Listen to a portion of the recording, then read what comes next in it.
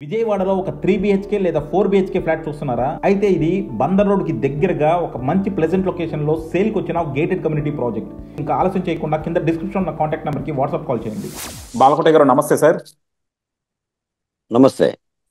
బాలకోట గారు, వైఎస్ సునీతారెడ్డి ఏంటి సార్, జగన్మోహన్ రెడ్డి ఉన్నప్పుడు పాపం ఆమెకి తాడేపల్లిలో అపాయింట్మెంట్ రాలేదు. అలాగే జగన్మోహన్ రెడ్డి ముఖ్యమంత్రి పదవిలో కలుద్దామన్న అపాయింట్మెంట్ రాలేదు.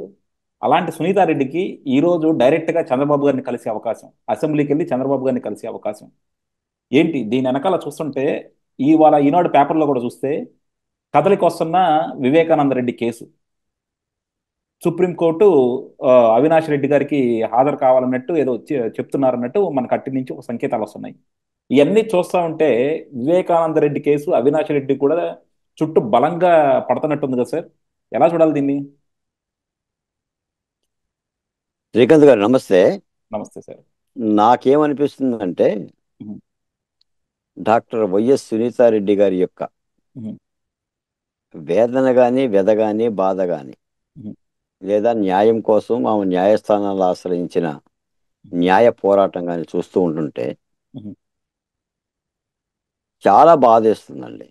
ఉహు, ఎందుకంటే చరిత్రలో భర్త ప్రాణాలు తీసుకెళ్ళటానికి వచ్చిన యమధర్మరాజు వెంటబడ్డ సతీ సావిత్రన్న విజయం లభించిందేమో కానీ తన తండ్రిని బ్రూటల్గా అతి క్రూరంగా హత్య చేస్తే ఆ హత్యకు ప్రజాస్వామ్య దేశంలో న్యాయం చేయమని సునీతారెడ్డి గారు చేస్తున్న దాదాపు 6 ఏళ్ల పోరాటం. ఉహు, 6 ఏళ్ల పోరాటానికి ఇప్పటికీ కూడా న్యాయం జరగకపోవడం అనేది ఉహు, చాలా బాధాకరం. ఇది న్యాయస్థానాలకి పోలీసు వ్యవస్థకి ఒక పెద్ద ప్రశ్న అండి. ఉహు, మనం గతంలో చాలాసార్లు అనుకున్నాం, జగన్మోహన్ రెడ్డి గారి కేసుల వ్యవహారం కానీ వైఎస్ వివేకానంద రెడ్డి గారి హత్య కేసు కానీ ఇది ఒక టామ్ అండ్ జెర్రీ లాగా ఆటలాగానే సాగుతుంది తప్ప ఉహు, న్యాయ వ్యవస్థ పట్ల నమ్మకం కలిగించేలా లేదండి, ఎంతమంది కలిసినా సరే. ఎందుకంటే మీరు అన్నట్టుగా తన తండ్రి మరణానికి సంబంధించిన కారకుల్ని అరెస్ట్ చేయమని అన్నైన ముఖ్యమంత్రి జగన్మోహన్ రెడ్డి గారి దగ్గరికి వెళ్తే సునీతారెడ్డి గారు ఆయన పట్టించుకోకపోవటం కానీ, ఉహు, అసలు ఆ కేసును వదిలేయమని అనటం కానీ, లేదా నువ్వు కేసు పెట్టినా కూడా ఏమవుతుంది, అది 12వ కేసు అవుతుంది, 13వ కేసు అవుతుంది అని చెప్పేసి అని వదిలేయటం. అయినా కూడా న్యాయం కోసం ఆమె ఆంధ్రప్రదేశ్ను వదిలి ఢిల్లీ వెళ్ళి ఢిల్లీలో పాత్రికేయ సమావేశాలు పెట్టి సుప్రీంకోర్టు తలుపు తట్టి అటు షర్మిలారెడ్డి గారు విజయంతో కూడా మాట్లాడి న్యాయం కోసం ఒక ఒక చెంగు పట్టుకున్న ఒక వనితలాగా కొంగు నడుము చుట్టూ చేస్తున్న పోరాటం చాలా బాధాకరం అండి. కానీ 6 ఏళ్ళైనా కూడా అసలైన దోషి, ఎందుకంటే వైఎస్ అవినాష్ రెడ్డి ఈ కేసులో పాత్రధారని చెప్పేసి అని సిబిఐ చెప్పింది గూగుల్ టేక్ ద్వారా. ఉహు, సిబిఐ చెప్పింది, అరెస్ట్ చేయడానికి సిబిఐ కర్నూలు వెళ్ళింది. కర్నూలు వెళ్ళిన సిబిఐ అరెస్ట్ చేయకపోకుండా ఆనాడు జగన్మోహన్ రెడ్డి గారి యొక్క ప్రోద్బలంతో అక్కడ పోలీసులు లేదా సాక్షాత్ జిల్లా ఎస్పీ సహకరించబోవడంతో వెలికి తిరిగి వచ్చింది. మళ్ళీ ఇప్పుడు జగన్మోహన్ రెడ్డి గారి ప్రభుత్వం పోయింది, కూటమి ప్రభుత్వం వచ్చి 6 మాసాలు అయింది, కానీ ఆ కేసులో కదలిక్కలేదు. అంటే ఇది చెప్పుకోవటానికి కూడా చాలా వింతగా ఉందండి. ఉహు, ఇప్పుడు అసలు వైఎస్ వివేకానంద రెడ్డి గారి హత్య కేసులో వైఎస్ వివేక్ వైఎస్ అవినాష్ రెడ్డి పాత్ర ఉందా లేదా? సాక్షాత్ ముఖ్యమంత్రి అప్పుడు సభల్లో అన్నాడు, వైఎస్ అవినాష్ రెడ్డి చాలా చిన్నపిల్లోడు, ఉహు, చిన్న బచ్చే, ఉహు, పాలుగారిన పాలబొగ్గలోడు, ఉహు, ఇతనికి ఏమీ తెలియదనని. మరి జగన్మోహన్ రెడ్డి గారే చెప్పారు, చాలా క్రూరంగా గొడ్డలు తీసుకొని మా బాబాయ్ నరికి చంపారు అని. మరి ఎవరు నరికాడు? ఎవరు నరికారు? 4 రోజులు ఏంటంటే ఎన్నికలకు ముందు వాడుకోవడం కోసం చంద్రబాబు నాయుడు గారికి గొడ్డలు చేతికి ఇచ్చారు. పేపర్ ఉంది కదని పేపర్లో రాసుకున్నారు. అది తేటతెల్లమైంది. నువ్వే సిబిఐ అన్నావు, తర్వాత నువ్వే సిబిఐ కాదన్నావు. ఆఖరికి ఆంధ్రప్రదేశ్ కేసు మొత్తం కూడా తెలంగాణ పోయే విధంగా చేసింది జగన్మోహన్ రెడ్డి గారు. ఇప్పుడు ఎవరు చంపారు మరి? దీన్ని ఎట్ట తేల్చాలి, ఎవరు తేల్చాలి? మరి అంతటి ఒక మాజీ మంత్రిని, మాజీ ఎంపీని అంత బ్యూటల్గా హత్య చేస్తే మరి దానికి కూడా న్యాయం జరగనప్పుడు మరి న్యాయ వ్యవస్థ ఏం సమాధానం చెప్తుంది? లేదా పోలీసు వ్యవస్థ ఏం సమాధానం చెప్తుంది? మీకు మాట తెలుసో లేదో, ఉమ్. సాధారణంగా రాయలసీమలో కానీ పులివెందుల ప్రాంతంలో వైఎస్ కుటుంబం మీద చెయ్యాలి అని అంటే ఇక వాడు బతుకు మీద నూకలు ఆ, చెల్లి అని లెక్క. ఉమ్, వాడు ఎట్టి పరిస్థితుల్లో బతకడని లెక్క. ఎందుకంటే వాళ్ళ కుటుంబం జోలికి ఎవరో పోరు. వైఎస్ కుటుంబం జోలికి వైఎస్ కుటుంబం పోతుంది తప్ప ఇతర ఏ కుటుంబం పోదు. ఎందుకంటే వాళ్ళు అక్కడ రాజాది రాజులు. అక్కడే చాలా స్పష్టంగా తెలిసిపోతుంది ఎవరెవరినో ఇరికిద్దాం అనుకున్నారు. ఆ బీటెక్ రవిని, లేదంటే ఆదినారాయణ రెడ్డి గారిని, ఇటువంటి ఇరికిద్దాం అనుకున్నారు. టీడీపీ మీద నిందేద్దాం అనుకున్న జగన్మోహన్ రెడ్డి గారు ఎన్నికల్లో మాత్రం బాగా వాడేశాడు. వాడేసి అనుమానాలు రేకెత్తించాడు. ఆ ఎన్ని కూడా పటాపంచలు అయిపోయినాయి. కొంతమంది నేరస్తులు పట్టుకున్నారు. అత్యంత ముఖ్యంగా దీనిలో అప్రూవర్గా మారిన దస్తగిరే బయటకు వచ్చాడు. దస్తగిరి బయటకు వచ్చారు. దస్తగిరికి ₹1,00,00,000 క్యాష్ అందింది. ఆ ₹1,00,00,000 ₹70,00,000 పోలీసులు రికవరీ చేశారు. ఆయన గొడ్డలు ఎక్కడ కొన్నాడో చెప్పాడు.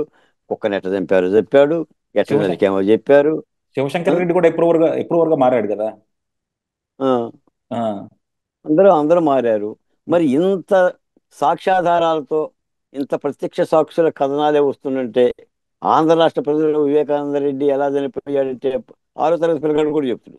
ఉమ్, మరి ఇంత దానిలో కూడా ఇంకా ఇప్పటికి కూడా వాటికి సంబంధించిన విచారణ పర్వాలు కొనసాగకపోవటం, అవినాష్ రెడ్డి మీద ఇంకా చర్య తీసుకోకపోవటం అనేది మరి వింతగానే ఉంది. మరి ఇప్పుడు తాజాగా మళ్ళీ సుప్రీంకోర్టు ఏదో నోటీస్ ఇచ్చింది.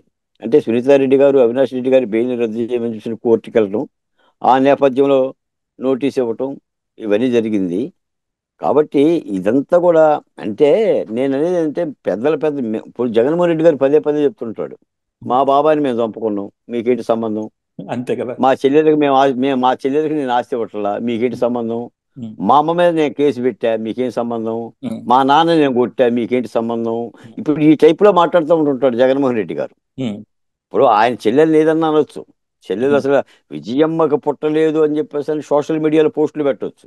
ఉమ్, మనం దాన్ని అడిగామనుకోండి, పోనీ పౌర సమాజం కానీ లేదా ప్రతిపక్ష పార్టీలు కానీ ప్రశ్నించారనుకోండి, మీకేం సంబంధం అని అంటాడు. ఉమ్, చాలా విచిత్రంగా అనిపించట్లా ఈ కేసు. కాబట్టి నాకు తెలిసేందంటే ఇది న్యాయ వ్యవస్థగాను పోలీసు వ్యవస్థకి ఈ ఇద్దరికి కూడా పెద్ద ప్రశ్నలండి. దీన్ని తేల్చి తీరాలి. ఉమ్, మరి చంద్రబాబు నాయుడు గారు మరి సునీతారెడ్డి గారు కలిసినప్పుడు మరి చంద్రబాబు నాయుడు గారు ఏం మాట్లాడారో ఏమి హామీ ఇచ్చారో నాకు తెలియదు. కానీ ఇది న్యాయ ప్రక్రియకి సంబంధించిన అంశం. చంద్రబాబు నాయుడు గారు కూడా తీర్చేది కాదు ఇది. ఉమ్, ఇప్పుడు చంద్రబాబు నాయుడు గారు దర్యాప్తు అధికారి కాదు. దర్యాప్తు చేయాల్సింది సిబిఐ. నేరంలో ఎవరెవరు పాలు పంచుకున్నారు, ఎవరు వాటా ఎంత, ఎవరి ప్రమేయం ఎంత అని చెప్పాల్సింది సిబిఐ. అరెస్ట్ చేయాల్సింది పోలీసులు, శిక్షించాల్సింది న్యాయ వ్యవస్థ. ఆ మూడింటికి సంబంధించిన అంశం. మరి దీన్ని ఇంకా ఎంతకాలం సాగదీస్తారు? ఇంకెంతకాలం? ఇంకొక 5 ఏళ్ళు సాగదీస్తారా? పోనీ ఉమ్, 29 ఎన్నికలు కూడా దీన్నే వాడతారా? ఉమ్, ఇది మరి పెద్ద జటిలమైన సమస్య. చాలా కేసులు కూడా నాకు తెలిసి గతంలో ఆయేషా మేర హత్య కేసు కూడా ఎలాగనేనండి. మాకు అవును. ఇక్కడ కృష్ణా జిల్లాలో ఎబ్రిపట్నంలో జరిగింది. ఉమ్, ఒక మైనార్టీ విద్యార్థిని, ఆమె కేసుని కూడా తిప్పి వాడన్నారు, ఈడన్నారు, ఓడోడి మీద పెట్టారు. ఆ పెడతల సత్యంబాబు అని చెప్పేసి ఒక అమాయక దళితుడిని పెట్టారు.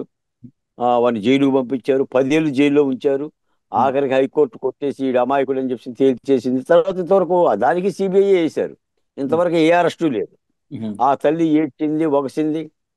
తల్లిదండ్రులు ఇద్దరు కూడా జగన్ చ- మన రాజశేఖర రెడ్డి గారి దగ్గరికి వెళ్ళారు, చంద్రబాబు నాయుడు దగ్గరికి వెళ్ళారు, ప్రతిపక్ష పార్టీ దగ్గరికి వెళ్ళారు, ఢిల్లీ పోయారు, కోర్టుల్లో వేశారు. అలిసి అలిసి వాళ్ళే మోగబోయారు.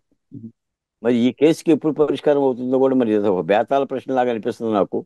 మరి ఈ కూటమి ప్రభుత్వం అన్నా సరే మరి సత్వరం వీటికి సంబంధించిన కేసుల్ని తేల్చే విధంగా ఏమన్నా తగిన ఆదేశాలను పోలీస్ శాఖ కానీ సిబిఐకి కానీ ఏమైనా ఇస్తారో లేదో మరి చూడాలి. ఏదేమైనా సునీతారెడ్డి గారి యొక్క బాధ అంటే నేను చెప్తున్నాను సరే, ఒక తండ్రి అంటే ఒక డాక్టర్ ఆమె అసలు ఆ వృత్తి కూడా చేసుకోవట్లేదు. గత 5 ఏళ్లుగా ఆమె పోరాటం అంతా కూడా తండ్రికి సంబంధించిన న్యాయం కోసమే. ఎందుకంటే మరి ఎడ్యుకేటెడ్, కల్లారా తండ్రిని చంపారు. చంపిన వ్యక్తిని శిక్షించమని అడగటం కూడా అందులో ఇంత ఇబ్బంది ఏముందండి? మరి ఏం చెయ్యాలి?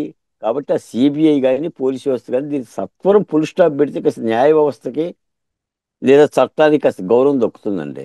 దీన్ని ఎలాగనే సాగదీసుకుంటూ పోతే మాత్రం పెద్ద ప్రశ్నే ఇది.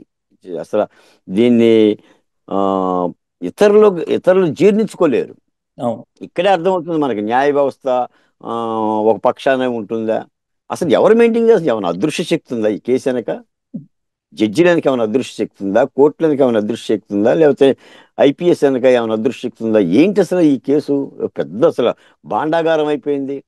అన్ని విషయాలు తెలిసిన కేసుకే న్యాయం జరగకపోతే మరి తెలియని కేసులకి ఏం జరుగుతాయి శ్రీకాంత్ గారు? కాబట్టి ఏదైనా సునీతారెడ్డి గారి యొక్క న్యాయంలో న్యాయం ఉంది, ఆమె ఆవేదనలో న్యాయం ఉంది. చనిపోయిన తండ్రికి సంబంధించి దోషులు శిక్షించండి. అసలు విచారణకు కూడా మీరు అరెస్ట్ చేసి విచారణలో కోర్టు బోన్లో కూడా పెట్టలేకపోతే మనకి ఏం పెడతారండి వీళ్ళంతా కూడా? కాబట్టి ఏదేమైనా కొత్త ప్రభుత్వం, కూటమి ప్రభుత్వం సునీతారెడ్డి గారికి పూర్తి న్యాయం జరిగే విధంగా అండగా ఉండాలని కోరుతున్నాను సార్. యా, చూద్దాం సార్ డెఫినెట్గా. ఎందుకంటే ఈ రోజు సుప్రీంకోర్టు నోటీసులు ఇచ్చింది అవినాష్ రెడ్డి గారికి. అలాగే ఆ, సునీత గారు కూడా కలిశారు. సో కేసు ఏదో ఒక విధంగా సాల్వ్ అవుతుంది, అలాగే కొంచెం త్వరగతిన ముందుకెళ్తుందని ఆశిద్దామండి.